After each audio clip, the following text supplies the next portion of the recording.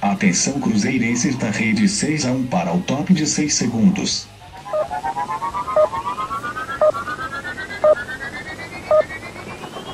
E aí galera, tudo bem com vocês? O vídeo de hoje é para fazer aí previsões para o Campeonato Brasileiro de 2018, né? Pensando aí em disputa de títulos, vaga por Libertadores, times que vão brigar ali pela pré-Libertadores, uma zona ali de clubes que não deve conseguir nada de bom e nada de ruim, e aqueles que acredito que serão os rebaixados aí para o Brasileirão da Série B em 2019. Talvez você esteja estranhando essa cara branca, lisa aqui. Sim, removi a barba, foi parte aí da minha negociação com o universo para a conquista do Campeonato Mineiro por parte do Cruzeiro. Não que o Cruzeiro precise disso, mas às vezes eu dou essas loucuras aí e pelo menos de 4 em 4 anos eu tiro a barba para lembrar que eu ainda tenho queixo. Mas antes de mais nada, vamos falar de coisa importante, né? Que é o patrocinador deste vídeo, deste canal também, o OneFootball, que é o maior aplicativo de futebol do planeta, com mais de 20 milhões de downloads.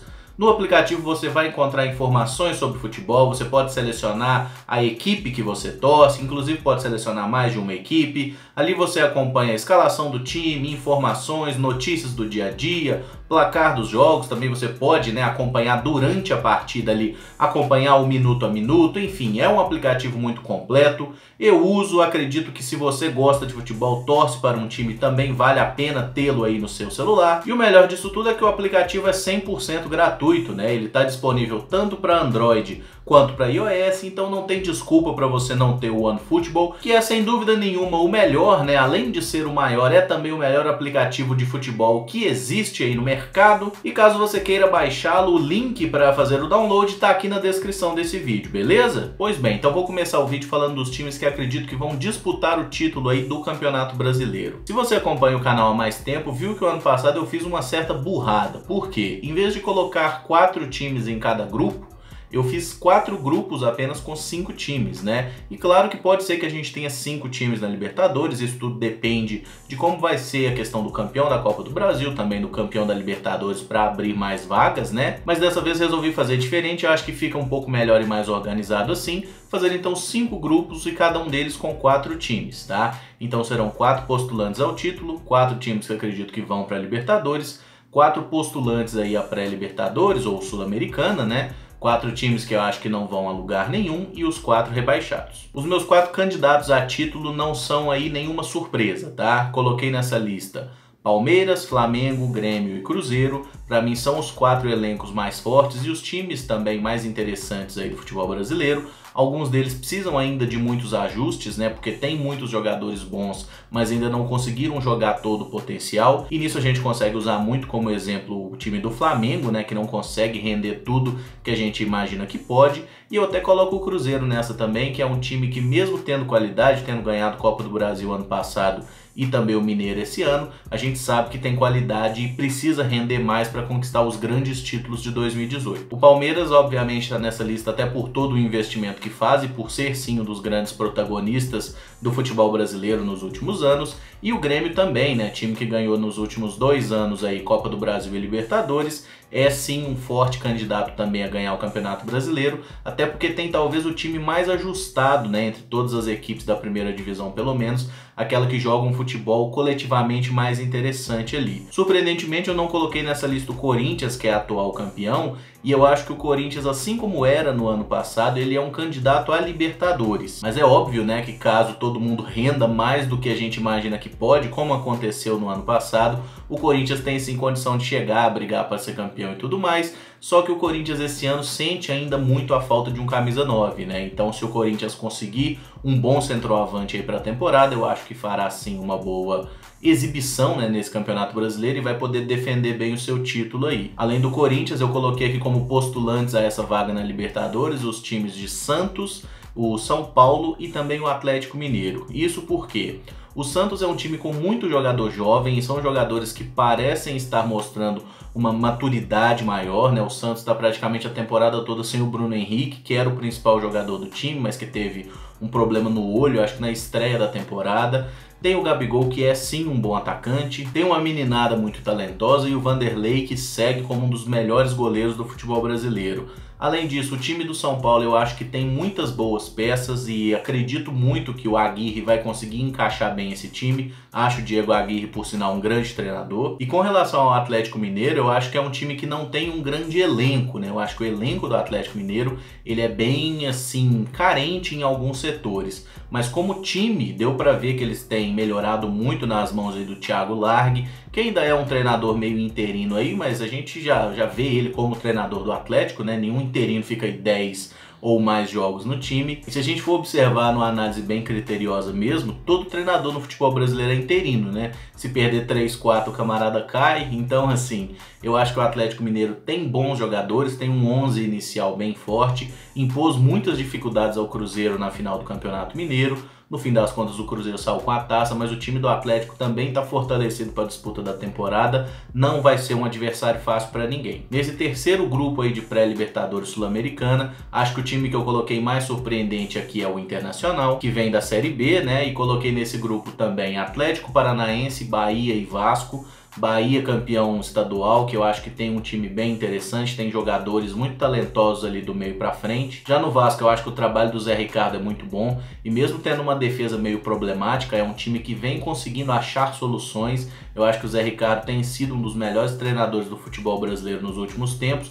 E o Vasco tem também bons jogadores jovens, né? O Evander eu acho bom de bola, o Paulinho é muito bom jogador, teve a lesão no braço, agora vai ficar um tempo bom parado, mas quando voltar é um jogador interessante. O Rios também não é um dos centroavante assim a se desprezar. O Wagner é um jogador útil, o De Sábato e o Wellington são volantes que se encaixam bem nesse estilo de jogo do Vasco. É um time que vai dar trabalho como sempre. Já o Atlético Paranaense é mais uma aposta do que qualquer outra coisa, né? Sob o comando aí do Fernando Diniz e com um time que jogou muito pouco, porque o Furacão não joga o Campeonato Brasileiro efetivamente com o seu time principal, joga cheio de garotos ali, mas acho que eles têm muita qualidade sim. O trabalho do Fernando Diniz é interessante. Todos nós queremos ver um pouco mais o trabalho do Fernando Diniz num grande clube, né? Uma coisa que desde que ele conseguiu fazer aquela boa campanha no Audax, a gente tem curiosidade em saber como ele se porta, e a oportunidade bateu agora. Já com relação ao Internacional, é um time que veio da Série B, mas eu vejo muita força no elenco, tá?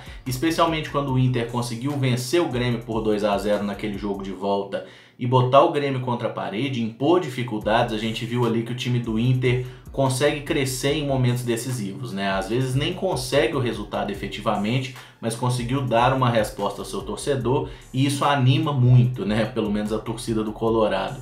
Vejo o time revelando bons jogadores, vejo boa profundidade em algumas posições como a lateral esquerda, que a maioria dos clubes brasileiros não tem nenhum, e o Inter tem 2 bons jogadores. Agora aquela zona do limbo ali, né, que é o pessoal que não vai para competições continentais e nem vai ser rebaixado. Eu coloquei 2 cariocas, o Botafogo e o Fluminense, né? O Botafogo que foi inclusive campeão estadual, mas eu vejo um elenco muito curto para conseguir disputar forte um campeonato brasileiro. Acho que vão ter dificuldades até esse trabalho do Alberto Valentim conseguir realmente render frutos, né? O título foi até meio surpreendente, um jogo muito atípico que o adversário perdeu um jogador cedo e tudo mais. Já no Fluminense eu vejo o Abel como um cara que faz um trabalho meio questionável. Eu gosto muito do Abel Braga, inclusive quando falaram que o Mano Menezes sairia do Cruzeiro pro Palmeiras, né, no fim do ano passado, eu falava que o Abel Braga era o meu treinador preferido para assumir esse Cruzeiro, mas ele vem trabalhando com muitos jogadores jovens, tendo muitos problemas. O Fluminense é um time que não tem muita grana, a gente sabe disso, e até por isso eu acredito que vão ter dificuldades. Com relação a Vitória e Sport, que são os outros 2 clubes que eu coloco nessa região, o Sport não faz uma boa temporada, é um time que precisa melhorar muito, mas eu acredito na qualidade dos jogadores que tem também alguns garotos interessantes, e mesmo parecendo uma certa entre-safra, né, que a gente via o time do Sport nos últimos anos, tendo vários jogadores ali que eram meio pilares, né? O próprio Diego Souza, Richelli, o André, também jogadores que faziam a diferença ali pro Sport. Na temporada passada o time quase caiu, né? Não caiu por um fio ali mesmo, e é um time que tem inclusive risco de rebaixamento, mas eu acho que o Sport vai conseguir. É um time grande, é um time forte no Nordeste e eles vão conseguir se rearranjar ali para pelo menos se manter na Série A. O Vitória me parece um pouco melhor que o Sport, inclusive, no momento. Perdeu a final do estadual, mas isso aí é coisa da vida mesmo, né? Alguém tem que ganhar para o outro perder. E eu acho que esse ataque do Vitória, especialmente com o Neilton, que é um jogador que eu gosto bastante, vai mais uma vez aí dar trabalho para os adversários e vai garantir algumas vitórias importantes, especialmente jogando em casa. Por fim, os 4 times que eu considero aí candidatos ao rebaixamento, que eu acho que vão cair de fato para a Série B do ano que vem: América Mineiro, Ceará, Paraná Clube e Chapecoense. América Mineiro, Ceará e Paraná Clube são 3 times que subiram, né, recém-promovidos aí para a primeira divisão, e acho que todos eles vão ter um desafio muito grande porque recebem muito menos dinheiro, né? A Chapecoense também, mas a Chapecó já está aí na Série A desde 2014. Os outros times recebem muito menos dinheiro, então assim, tem mais dificuldade para montar elencos realmente competitivos. E o que eu sempre critico nesses times que sobem da Série B para a Série A é a falta de convicção no trabalho. Se você conseguiu ganhar uma Série B, por exemplo, usando o exemplo do América, que é o time mais próximo da gente, se você faz uma Série B, consegue ganhar o título com o Anderson Moreira, não é por 5 resultados ruins no início do campeonato que você vai demitir esse treinador. Então eu acho que se o América segurar o treinador, acreditar no trabalho e der continuidade, tem boas chances, inclusive, de não ser rebaixado, né? Porque o América, ele nunca ficou 2 anos seguidos na Série A. Todas as vezes que ele conseguiu estar na primeira divisão, ele jogou a primeira divisão e caiu. Então, assim, é momento do América também tentar fazer uma campanha mais forte, mas eu acho que diretoria sempre recorre ao mesmo erro, né? Eles sempre veem um resultado ruim acontecer, trocam de treinador e acham que trocar de novo vai resolver. E aí acontece como aconteceu em 2016, que o América jogou a Série A e parecia que no primeiro turno já estava rebaixado, né? A torcida não ia no estádio,